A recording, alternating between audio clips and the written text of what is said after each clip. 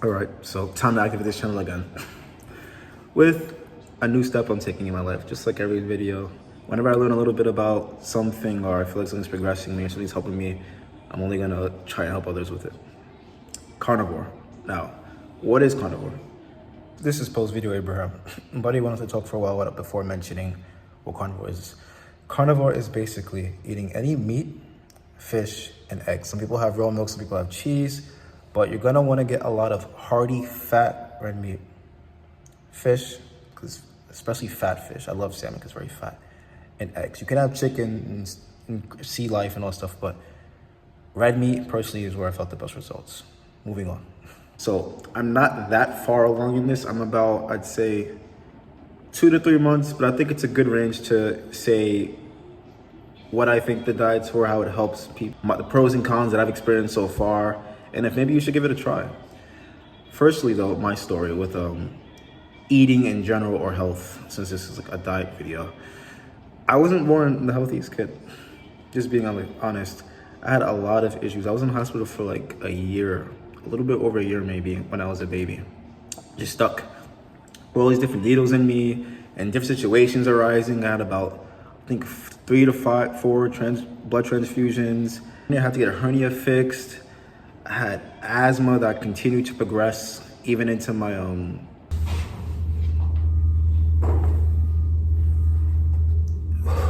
I haven't done a one-arm push-up in years. Long story short, bro, I wasn't the healthiest person.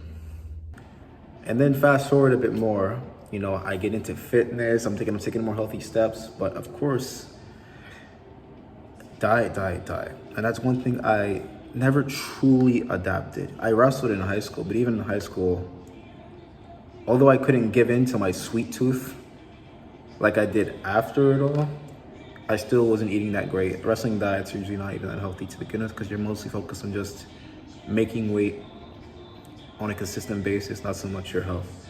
So my health was never great in terms of diet either. And then once wrestling was done and I had nothing to leash me in, that sweet tooth only continued to reveal itself further. I got a lot of great physical gains, though I started getting much, much bigger. However, that sweet tooth would cause me issues as well. Like teeth issues, my teeth would hurt whenever I eat something that was too sweet, and a whole bunch of things. Now, we're in the present. Carnivore. I would find myself eating just meat. I would find myself eating meat more and more and more. I realized, a lot of the carbs that I'm consuming have so much nonsense in it. Like I'm trying to get away from the bleach this, I'm trying to get away from food coloring this, I'm trying to get away from like the gum this or this, like whatever all these nonsense is. I wanted to, when you think about how simple it is to make bread, and you know how many ingredients are in bread, and then you go to a grocery store and you see there's like 18 ingredients there instead of like 4 to 5, you start to feel concerned. So I started to get more and more concerned, and I would just find myself trying to find any solution I could to just make my health better, to make myself less a part of, you know, the cogwheel that they've been putting out for us. And one thing I've noticed is the more I decrease my carbs, the more I decrease bread. I found this naturally because I was already doing it in a sense. It was just so happened when I have found a name for it, I just jumped to the full extent, which is carnivore fully. But I started to find myself eating like 6 eggs a day. Started to find myself trying to have a steak. Started to find myself, and I just always think to myself, whenever I'm doing these things, seemingly based around meat and eggs and less carbs, my energy feels pretty good. You know, I don't get randomly tired. My focus seems clear. I used to tell myself, okay, there's one bread that I like because it has like 6 ingredients, or like, you know, compared to like the usual grocery store list of ingredients that are on them. But I still feel like despite this bread being the best out of those options, it makes me tired. And so what do you do when that's the problem? You remove it. So I eventually found myself gaining knowledge. That's all my life ever is, just once I gain knowledge of something, I change the way I move. And I believe that's how a lot of people should move. It'll probably make your life be much more interesting or much more healthy than you realize when you approach things that way. I feel like once you have knowledge, you have to move a certain way. That's just how I am, at least. So once I started getting more and more knowledge about carnivore, more and more knowledge about what I'm eating and the foods I'm eating now, what I want to take out, what I put in. I was like, you know what? This fits. This fits perfectly. And so I was like, you know what? Bet. This next month on, I said, I'm just gonna go full blast. And you would think to yourself, right? Because this is the struggle with getting into carnivore, is you can never just start something. Just like with self-improvement, you can never just start full blast into self-improvement. You can't just decide after being some kid that was handing an iPad, a lot of this generation, unfortunately, handing an iPad at like freaking 3, watching TV every day, discovered Instagram, discovered all this stuff, these games that are like basically virtual realities that are in your face.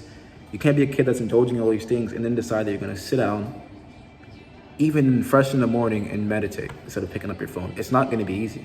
You're gonna have to substitute things to make this less gratifying life easier to consume, because you're always gonna want some type of gratification. But it just so happens you have to choose things that are not so much instant gratification, choose positive ones. Food is the same way. You can't just decide if you eat McDonald's every day, right? Or you love sugar like me, love pastries and sweets and candy, that you're just gonna cut sugar fully and not have anything sweet, right? That you're gonna cut carbs fully and not have anything to replace the prevalent and indomitable force that is rice. Like, it's just not gonna happen. The indomitable will of rice. It's not gonna happen. So something I had to do was ease my way into it. And I didn't even realize it, but I was doing just like I did with self-improvement, what I do with food. So that was great for me. Instead of rice, I noticed I would try to do avocado, because they say for the diet you should have fat, protein, electrolytes. I was like, well, avocado's a lot of fat. Ironically, it's very low carb. And even though I didn't never like avocado at the time, it just went well with steak, so I said, F it. So I would have steak and avocado. And what I realized is, okay, this is good. I'm not craving rice. This is dope. And whenever I want something sweet, I'll tell myself, okay, I want to be ketogenic, because being in ketosis, if you don't know what ketosis is basically when your body decides to start running on carbs and starts running on fat. And a lot of people claim many things when this happens for them, but I can tell you off the bat right now, you just feel so much better. You feel so much more clear. It's just a better energy source, I think. I think fat's a way better energy source than carbs. I also feel like it's less convoluted than carbs. Carbs have just been so pushed and manufactured that I just would not rely on it for energy these days. But to continue, right, I started to find myself making little tricks to just eating this way. Originally, it was like steak and avocado. If I were having a lot of eggs, it would be like, oh, I don't like eggs by themselves, so I'll do eggs and a salmon. If I wanted something sweet, before I'd probably literally get out of bed at like 3 a.m. and go get a honey bun, or order from Uber Eats to get a freaking Coke from Uber Eats. Just a Coke, mind you. Like, that's how you know something's wrong. You don't get a meal, bro. But just a Coke. Now I would find myself, okay, I'm gonna buy apples. So whenever this craving comes, I can just chew an apple. Not too many, but just like, just an apple. It should be fine. I'll eat a banana, or I'll eat like an orange, or I'll eat a slice of watermelon, something. And sure enough, approaching it that way, it was pretty much easy for me. I ought to say, like someone with a giant sweet tooth, but the first month and a half was, I never craved rice. I never craved bread. Like, surprisingly now, I'm finally like passing restaurants all the time now and smelling bread and thinking, wow, that smells good. But this first month and a half was easy, like cake, like no problem at all. Somehow, I don't know, maybe I was just meant for it. Maybe I was inching to it so much in my day-to-day life before I even tried the diet that it wasn't that hard for me. I thought it would be. Now, the pros, the cons. When it comes to cons, I can only tell you my benefits. Personally, I think that's how people should approach it. I can't tell you about some of the benefits someone else had around the world, because it's not me. First cool pro. The plaque on your teeth is just gone, bro. Like, you don't get plaque on your teeth. Like, right now I can do this. Bones in my jaw that don't have a flaw, my shining teeth and me. My teeth are not that amazing, which I'll talk about too. But there's no plaque on my teeth. Like, whenever I used to do this in my day-to-day life, not that I have like some dirty teeth person or something, but I would feel just grime or plaque or something, and I was like, how many times a day do I have to freaking brush my teeth, bro? Like, and I don't like over brushing my teeth because I used to have a very big gum issue, which I'll talk about as well. That went away on this diet. Didn't heal it completely, but it stopped, which is receding gum disease. So the plaque is gone. Based on my research on that, because whenever something happens, all I do is research, and many things happen in this diet, and I had plenty of research to do once I saw that it was happening. So I noticed the plaque wasn't there on my teeth. Did research, people say, yeah, it's calming. You know, plaque doesn't really, your mouth is designed to eat carbohydrates apparently, or yeah, and when you stop doing that, it basically just does a better job at cleaning your teeth, or getting rid of plaque, or even getting rid of, you know, the old plaque that's hardened, etc. It starts to work on that, I've heard, which is crazy. I was suffering from like just receding gum disorder. I never understood why it was happening to me or what I could do about it. I was brushing my teeth, I would be flossing more. I would do coconut oil at night before I went to bed, and it was just something I went through. It was in eating this diet that it finally just at least went on pause. So it stopped that, and one thing it also has done too, related to the oral stuff, is it's straightened my teeth, which sounds crazy, I know, but literally, it was one night I was here, you know, I'm at work right now, just eating, I was thinking to myself, my gums itch, why do my gums itch? Is something wrong? Oh my God, I'm getting scurvy, like, this diet is poisonous, they were right, heart disorder, heart disease, heart disorder.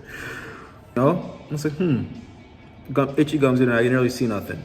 Next night comes on, and like, my lip gets stuck in between this part of my teeth. Now I can't even put my nail in between there.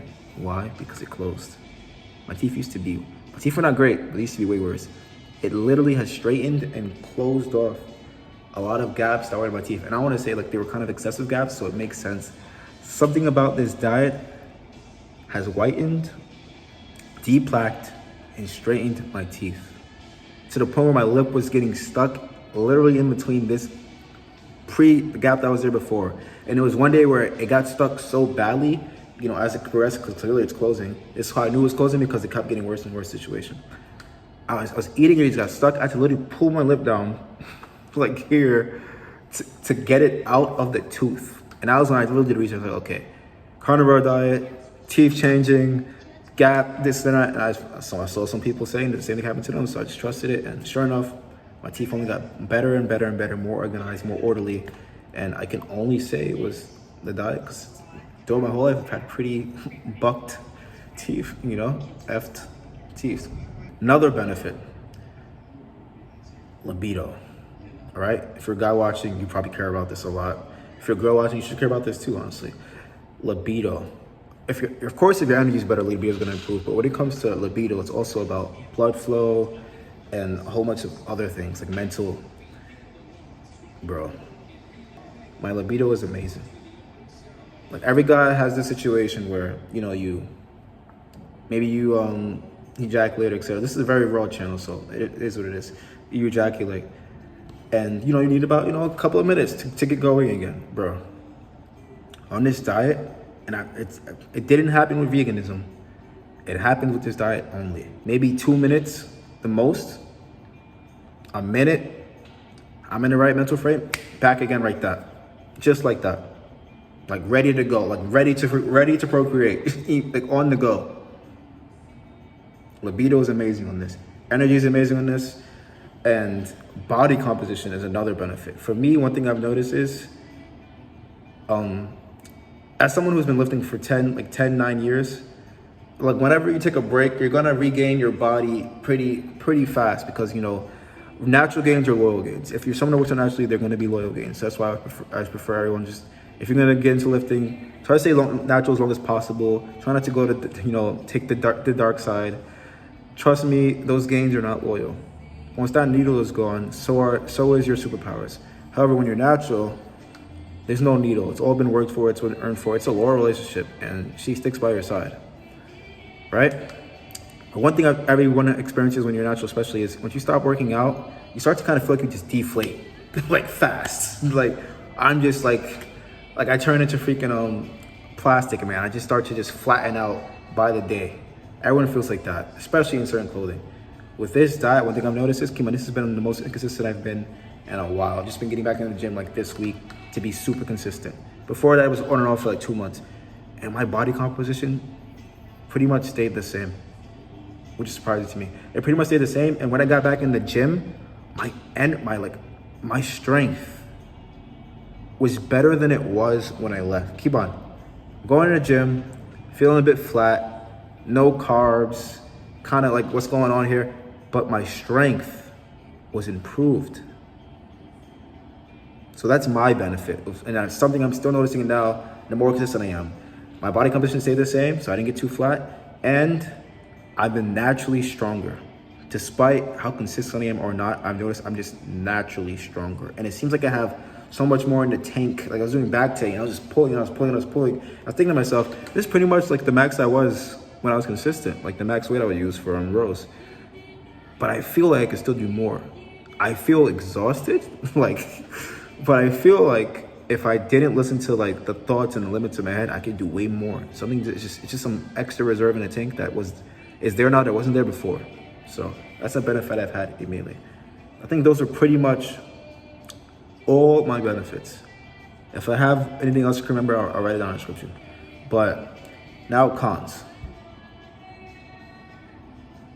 Bro, there's only one con I honestly can say so far.